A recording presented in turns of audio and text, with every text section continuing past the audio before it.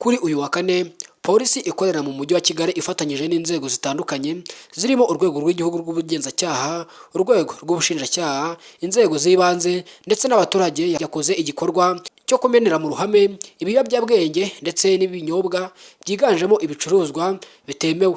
Byafatanywe abacuruzi mu bihe bitandukanye. Iki gikorwa cyabereye mu murenge wa Nduba ahasanzwe hajyanwa imyanda ikusanywa hirya no hino mu mujyi wa Kigali. Umuyobozi wa polisi mu mujyi wa Kigali CP Werarisi Gahonzire yatangaje ko ibiyobyabwenge n'ibindi bicuruzwa bitemewe byamenywe byari bibitse muri sitasiyo za polisi zitandukanye ziri hirya no hino mu mujyi wa Kigali.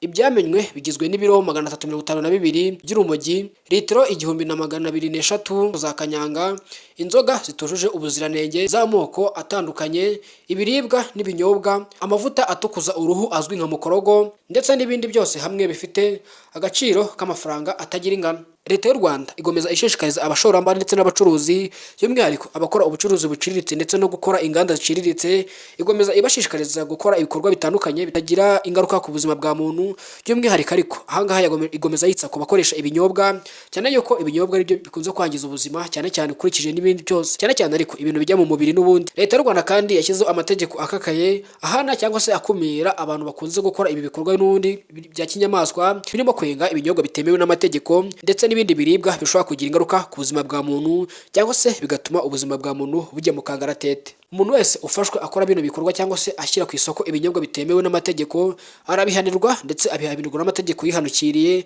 kubera yuko iki ni igikorwa kitemewe mu Rwanda, cyane cyane ahanini bishingiye ku kuba Leta y'u Rwanda yarashyizeho uburyo bwo gukora ndetse ibicuruzwa bigiye kujyanwa ku isoko bigapimwa. By'umwihariko hari ibigo bitandukanye bikora ubugenzuzi ku bicuruzwa bigiye gushyirwa ku isoko. Ibindi no mu bintu biratuma ushyize ibicuruzwa ku isoko nyuma y'uko ibicuruzwa bye bikorewe igenzura anahabwa uruhushya rumwemerera kubijyana ku isoko bifite umutekano, ku buryo nta muntu wari we wese ushobora kuza ngo abikemange, ahanini n'ubundi biturutse kuba byagiriwe icyizere n'iki kigo kibipima cyangwa se gipima ubuziranenge. Nshuti bakunzi, mudasiba gukurikirana amakuru n'ibiganiro byacu hano wisanze ni kuri TF Rwanda.